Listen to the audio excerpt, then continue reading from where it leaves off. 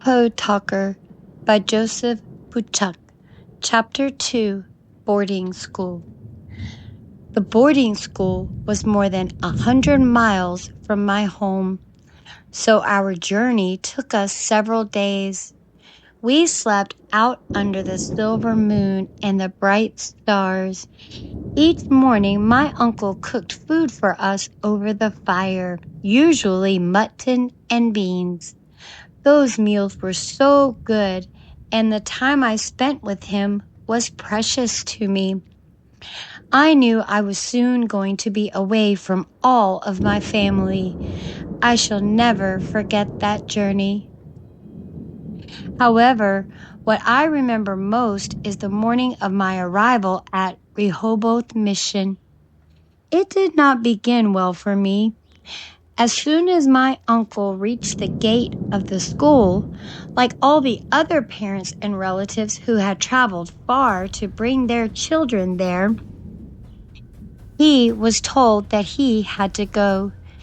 He patted me one final time on my shoulder, stroked his mustache with his other hand, and nodded slowly. "You will remember," he said. He watched me walk through the gate before he climbed back up onto the seat of the wagon, lifted his reins, clucked to the horses, and drove off without looking back. He did not say goodbye. There is no word for goodbye in Navajo. So I was left standing there, a sad little boy, holding tight against my chest the thin blanket in which my few belongings were tied. But I was not alone. There were many other Navajo children standing there, just as uncertain as I was. Like me, those boys and girls were wearing their finest clothing. Their long black hair glistened from being brushed again and again by loving relatives. The newest deerskin moccasins they owned were on their feet. Like me, many of them wore family jewelry made of silver, inset with turquoise and agate and jet. Our necklaces and bracelets, belts, and hair ornaments were a sign of how much our families loved us, a way of reminding those who would now be caring for us how precious we were in the eyes of our relatives.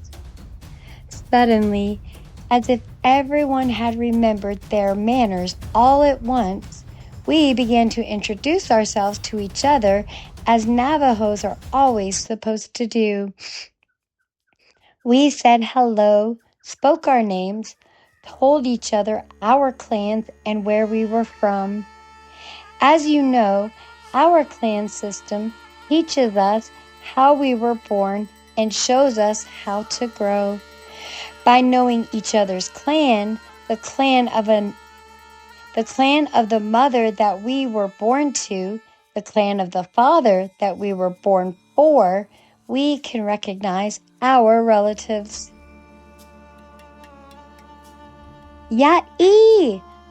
A tall Navajo boy with a red headband said to me, "Hello, I am Many Horses. I am born to Bitterwater Clan and born for Towering House. My birthplace is just west of Chinle, below the hills, there to the west." Hearing his polite words made me feel less sad, and I answered him slowly and carefully.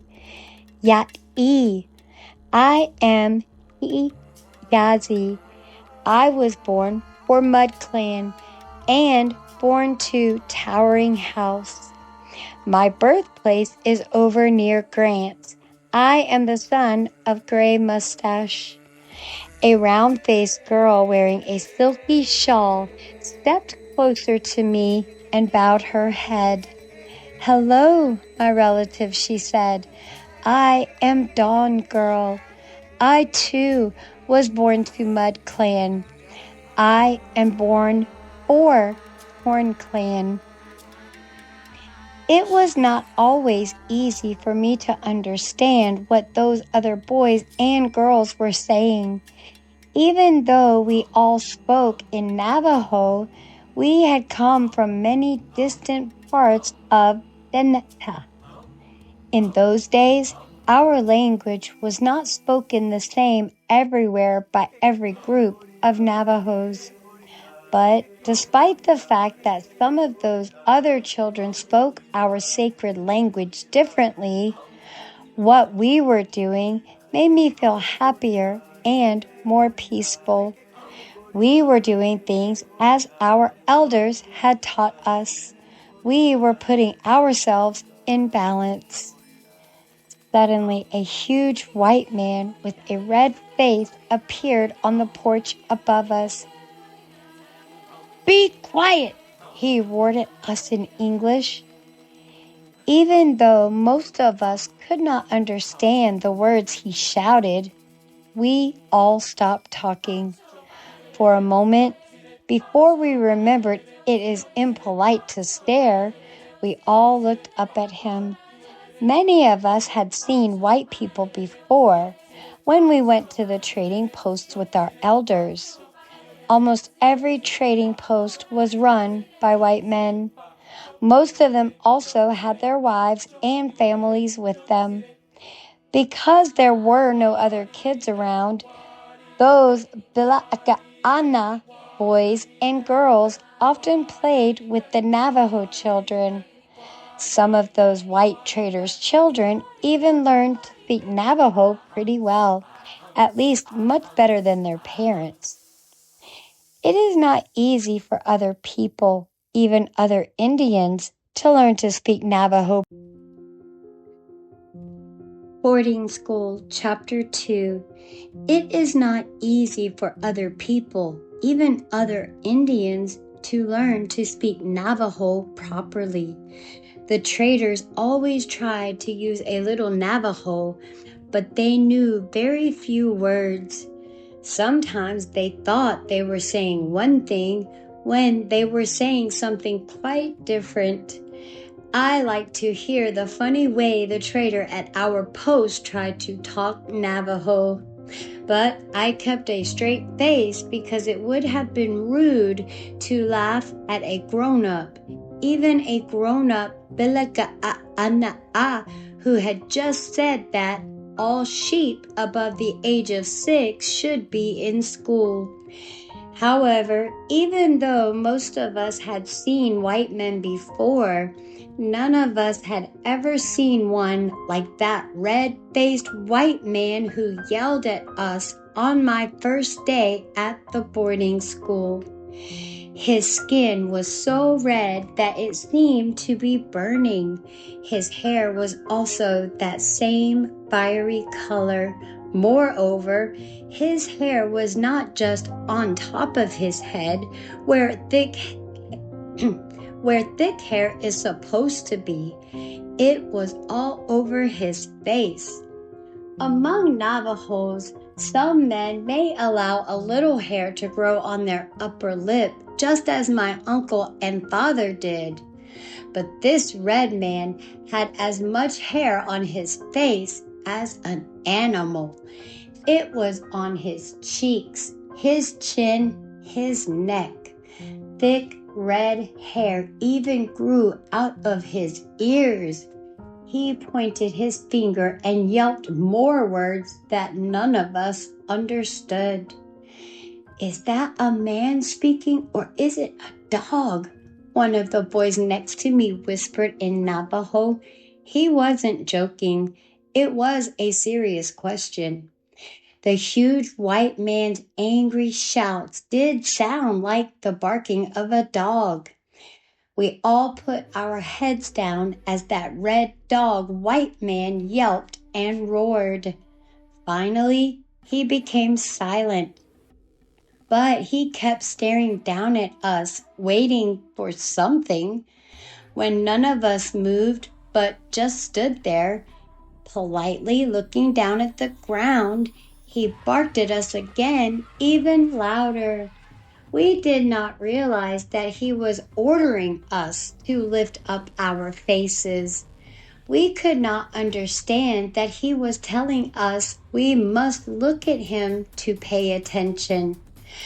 None of us yet had learned that white people expect you to look into their eyes the way you stare at an enemy when you are about to attack.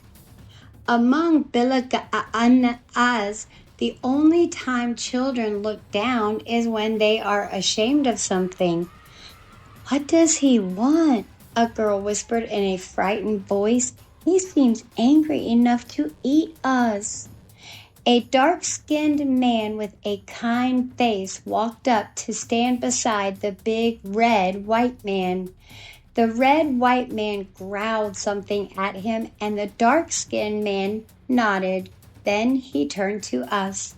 Ya'i, my dear children, he said in Navajo in a comforting voice. My name is Mr. Jacob Benally. I am born to Salt Clan and born for Arrow Clan. That was when all of us realized this dark-skinned man was Navajo. We had not even thought he was any kind of Indian at all before he spoke. It was not just because he was dressed like a white man, but because his hair was so short. He wore no hat, and you could see that all his hair had been cut off close to his scalp. We had never seen a Navajo man with such short hair. Back then, all Navajo men were supposed to have long hair. Realizing that this man, dressed like a white man, was a Navajo made us look around the schoolyard. We had already noticed there were many older boys and girls there, all in uniforms. We had thought they were Bilaga'ana children. They were watching us silently. Now we looked at them differently, seeing that their emotionless faces looked Navajo, but none of them had come to introduce themselves. Many Horses, the tall boy with the red headband, spoke up. My uncle, he said to Mr. Jacob Benally, using the polite form of address to show he respected this man like a relative. Are those other children in Bila'ana clothing also Navajos? Yes, my nephew, Mr. Jacob Benally said, but I am sorry that I must now tell you something. Listen well. You are forbidden to speak Navajo. You must all speak in English or say nothing at all. All of us stood there in silence. Most of us did not know any words in English. Those who did know some English words were so shocked that they could not remember any of them. Finally, Mr. Jacob Benally helped us. Children, he said in Navajo, here is a word of greeting that you can say. Watch how I hold my mouth and then repeat it after me. Hello. Hello. All of us did as he said. We opened our mouths and made those two sounds. Hello. Hello. Hello. We hoped that this kind Navajo man would stay with us and keep talking Navajo. His job as an interpreter, though, was for one day and one day only. After that, he went back to working in the stables and speaking broken English. The only way left to us was to speak English. Thinking back on it years later, I see now that it was a good policy in one sense.